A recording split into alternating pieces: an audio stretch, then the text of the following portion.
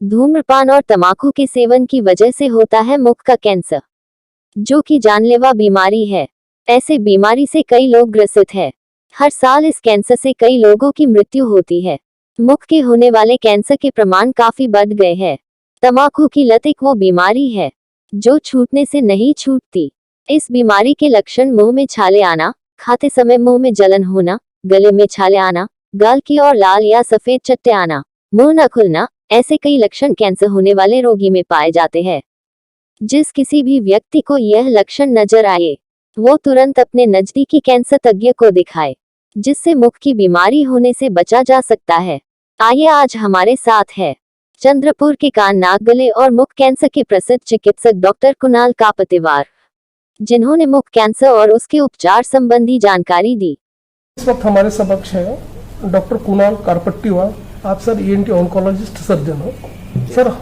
Sir हम आपसे ये जानना चाहेंगे कि जो आजकल की जो जीवन शैली जो चल रही है, जो भागदौड़ जीवन शैली है, और देखा गया कि धूम्रपान का भी काफी लोगों को व्यसन होता है, तो आपका जैसे ओरल से रिलेटेड है एक प्रकार से, तो किस तरह का ये कैंसर स्प्रेड हो रहा है, उस बारे में आप बताइए।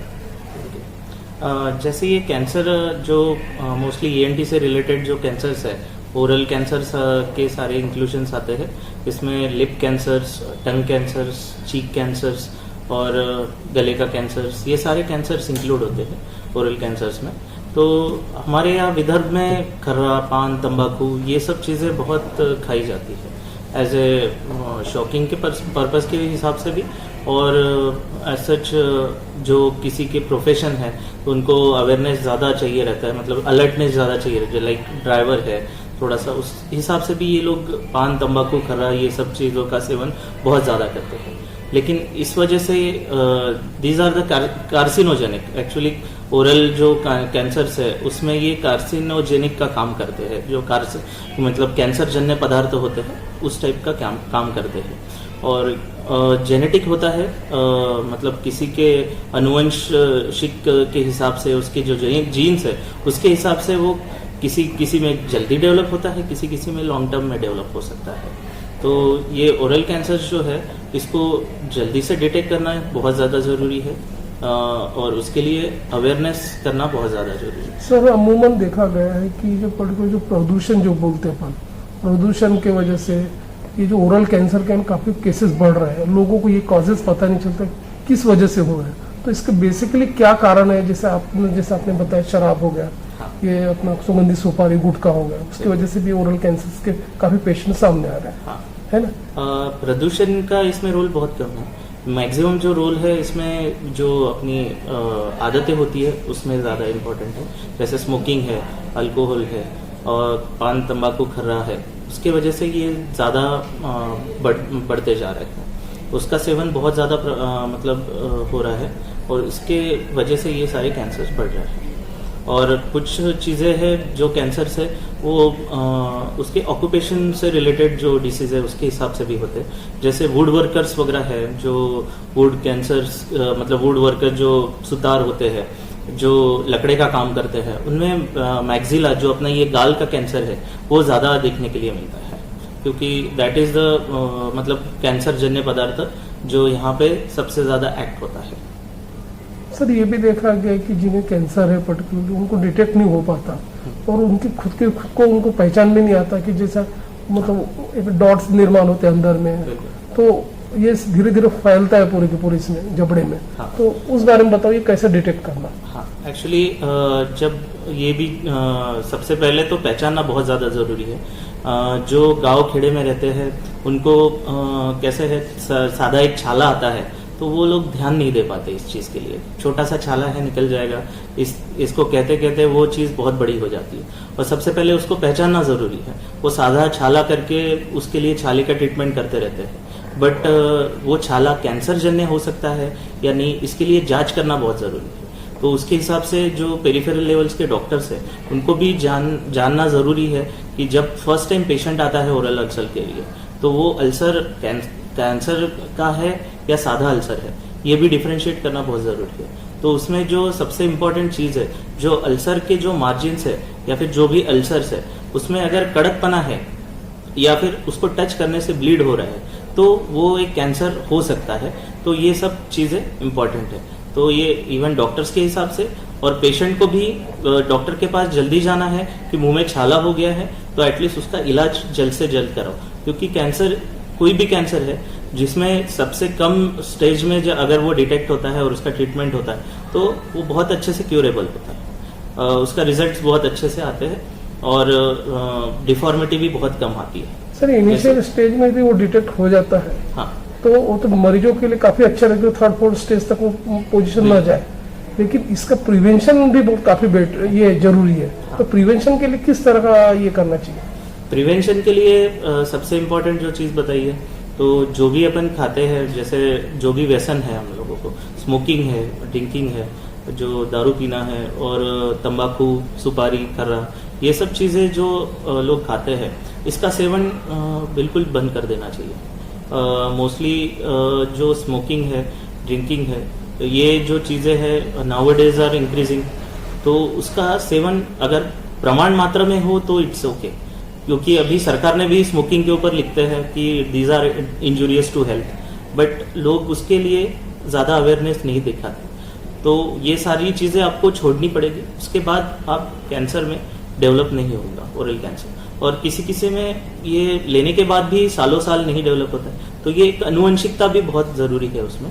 किसी किसी के जीन्स इतने जल्दी वो डेवलप कर जाते हैं कैंसर्स में, तो एक आनुवंशिक फैक्टर भी बहुत है। साथ साथ में आपने जैसे बोला है कि प्रदूषण बहुत बढ़ रहा है, तो प्रदूषण के कारण भी जो एनवायरमेंटल चेंज होता है दैट इज मतलब वो भी अपने इम्यून सिस्टम पे बहुत एक्ट करता है, उसके वजह से ये सारी चेंजेस बहुत जल्दी डेवलप हो सकते हैं। तो ये सब चीज़ें अवॉइड करना सबसे ज़्यादा जरूरी है। हमारे हाथ में ये जो व्यसन है इसको छोड़ना अपने हाथ में है।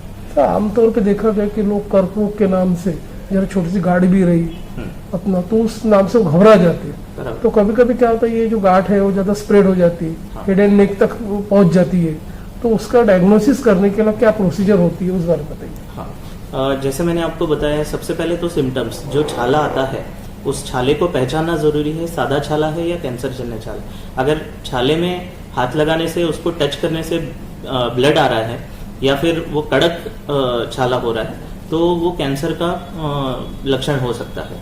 तो उसके लिए आपको डॉक्टर के पास जाके, जो भी हेड एंड नेक कैंसर के एक्सपर्ट है या फिर ENT सर्जन्स है, ओरल कैविटी के जो सारे छाले हैं या हेड एंड नेक रीजन के जो भी मास बढ़े हुए हैं, उसके लिए जांच करना जरूरी है। जैसे छाला है तो उसका एक छोटा सा टुकड़ा लेते हैं जिसको हम बायोप्सी बोलते हैं, और उसके लिए हिस्टोपैथोलॉजिकल एग्जामिनेशन करते हैं हम लोग माइक्रोस्कोप के अंदर। उसके हिसाब से वो रिपोर्ट्स आने के बाद पता चलता है कि वो कैंसर है या नहीं। ये एक पार्ट हो गया। दूसरा एक पार्ट है जो अंदर के हिडन कैंसर्स है, उसके लिए कुछ रेडियोलॉजिकल इन्वेस्टिगेशंस होती है।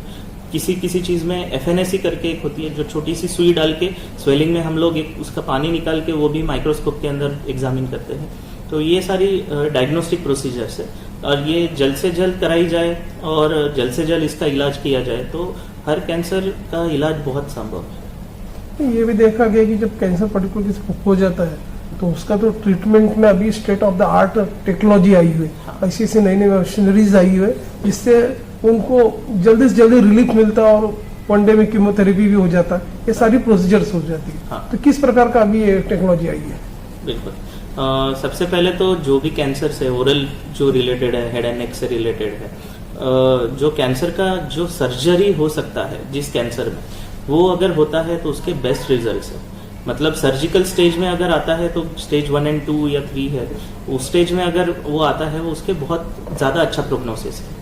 और जो एडवांस कैंसर्स है उसमें जो कीमोथेरेपी और रेडियोथेरेपी इसका सहारा जो हम लोगों को मिला है, और इसके जो एडवांसमेंट आए हैं, रेडियोथेरेपी अपने वो कैंसर सेल्स को जला देता है।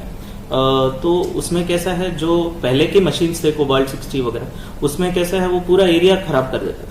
बट नाउअडेज जो आजकल जो मशीनरीज आई है नई नई तरह के, जो उसके हिसाब से जो पर्टिकुलर एरिया में कैंसर है उसी एरिया में अपने को वो एक्सपोजर मिलता है और ज़्यादा नॉर्मल सेल्स उसमें खराब नहीं होते। और जो कीमोथेरेपी में भी बहुत ज़्यादा एडवांसमेंट हुए हैं, उसके हिसाब से भी बहुत अच्छे रिजल्ट्स आजकल आते हैं। विदर्भ और देश भर के दर्शक आपको देख रहे हैं, लाइव देख रहे हैं, हमारे दर्शकों को आप ये भी बताइए कि काफ़ी जानकारी आपने मुहैया कराया हमारे दर्शकों को, इसके बावजूद ये भी बताइए कि आपका जो हॉस्पिटल है चंद्रपुर में, हाँ। तो किस प्रकार का स्टेट ऑफ आर्ट टेक्नोलॉजी वहाँ पे अवेलेबल है, किस तरह के फैसिलिटीज़ है, उस बारे में बताइए आप। ओके।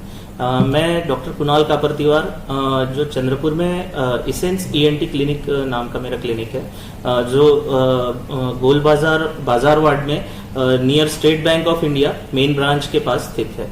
और मेरे पास वो सारे जो नए उपकरण है जिसके लिए अपने को इवन नोजल कैंसर्स है, जो ईयर कैंसर्स है, उसके लिए जो एंडोस्कोपिक प्रोसीजर्स है वो जो देखने के लिए इम्पोर्टेंट है, वो सब चीज़ें उपलब्ध है। साथ साथ में सब बायोप्सी करने के लिए जो भी चीज़ें जो साधन अवेलेबिलिटी होनी चाहिए वो सारी उपलब्धता है। और मैं जिस हॉस्पिटल से जुड़ा हुआ हूँ, शांति ज्योत हॉस्पिटल चंद्रपुर से जो जुड़ा हुआ हूँ, उसमें सारी ऑपरेटिव फैसिलिटीज़ अवेलेबल है। तो उसके हिसाब से जो कैंसर का बहुत अच्छा इलाज वहाँ पे हम लोग कर सकते हैं और करते हैं। अंत में हमारे दर्शकों को आप ये भी बताइए कि जैसे लोगों को मन में एक वहम रहता है कि मतलब जैसा जो वहम है, एक सच्चाई भी है कि फूड एडुल्ट्रेशन है, हाँ। कलर्स एडुल्ट्रेशन है, उसके वजह से भी ये कैंसर के प्रमाण काफी बढ़ रहा है। बिल्कुल तो सब्जी वब्जी है यूज करते हैं, उसमें भी काफी देख रहे हैं कि सब मिलावट चल रहा है। बिल्कुल। तो उस संदर्भ में आप बताइए किस तरह से जागरूक रहा जा सकता है, उस बारे में। हाँ, जो आज हम लोग खाना पीना खा रहे हैं वो पहले ज़माने में इतने कैंसर्स नहीं होते थे, और आज के ज़माने में बहुत ज़्यादा कैंसर्स देखने के लिए मिल रहा है। जैसे आपने बोला है, इसमें एडल्ट्रेशन बहुत ज़्यादा इम्पॉर्टेंट है। जो भी हम लोग जो फर्टिलाइजर्स यूज़ करते हैं आजकल, उसमें बहुत ज़्यादा एडिशनल केमिकल मिलाया जाता है। जैसे यूरिया है, उसमें बहुत ज़्यादा केमिकल मिलाया जाता है। तो उसके हिसाब से जो अपने शरीर में वो जो मात्रा जानी चाहिए उससे ज़्यादा और घातक पदार्थों की मात्रा केमिकल्स जा रहे हैं। जैसे मोस्टली कॉपर एक बहुत चीज़ है जो यूरिया और बाकी फर्टिलाइजर्स में मिलाया जाता है, उसकी बहुत ज़्यादा मात्रा अपने शरीर में जाती है। और उसके वजह से जो अपने जो बेसिक सेल्स होते हैं, जो सेल के लिए जो डुप्लीकेशन वाला इम्पोर्टेंट होता है स्ट्रक्चर, तो उसमें बहुत ज़्यादा चेंजेस आ रहे हैं और उसके वजह से कैंसर का प्रमाण बहुत ज़्यादा बढ़ रहा है। तो इसलिए ऑर्गेनिक फूड जो हम लोग बोलते हैं वो बहुत ज़्यादा इम्पॉर्टेंट है, अपने को यूज़ करना है, और कम से कम मात्रा में कोई भी फर्टिलाइजर्स वगैरह यूज़ करना चाहिए। जो नेचुरल चीज़ें हैं वो ज़्यादा इम्पॉर्टेंट है। अपनी जेनेटिक जो चीज़ें हैं उसको संभालने के लिए जो नेचुरल चीज़ें भगवान ने बनाई है वो ज़्यादा यूज़ कीजिए, रादर देन जो बहुत ज़्यादा केमिकल वाली चीज़ें हैं। तो ये मेरा कहना रहेगा सब लोगों से कि आप अवेयर रहिए कौन सी केमिकल वाली चीज़ें हैं और कौन सी केमिकल वाली नहीं। कैंसर फ्री लाइफस्टाइल मॉडिफिकेशन और हेल्दी लाइफस्टाइल किस तरह से होनी चाहिए, अंत में आप बताइए। कैंसर फ्री लाइफस्टाइल के लिए जो प्रिवेंशन सबसे ज़्यादा इम्पोर्टेंट है, कोई भी डिसीज़ ना हो वो सबसे ज़्यादा इम्पोर्टेंट है, जिसे हम लोग प्रिवेंशन बोलते हैं। तो प्रिवेंशन के लिए जो हम लोग स्मोकिंग, ड्रिंकिंग, जो तंबाकू खर्रा ये खाते हैं उसका अधिक मात्रा में सेवन बिल्कुल ना हो, और उसको एक शौक के तरीके पे यूज़ किया जाए। जब यूज़ होना है तब यूज़ करे, मैं मना ही नहीं कर रहा, लेकिन कंटिन्यूस यूज़ किसी भी चीज़ का वो अपने शरीर के लिए हानिकारक होता है। तो सबसे पहले ये चीज़ें अपने को छोड़नी चाहिए, और एक बार होने के बाद वो डिटेक्ट करना बहुत ज़रूरी है। और इसमें बहुत लोग अल्टरनेटिव पैथीज भी चुनते हैं, जिसमें बहुत सारे भोंदू लोग बैठे हुए हैं जो हम लोगों को सही तरीके से गाइड नहीं कर पाते, और अपनी जो स्टेज होती है कैंसर की वो बहुत ज़्यादा प्रमाण में बढ़ जाती है। तो वो एक बहुत ज़्यादा इम्पोर्टेंट है लोगों में कि अपने हम लोग उसमें अवेयर रहे और प्रॉपर डॉक्टर के पास हमारा इलाज करें।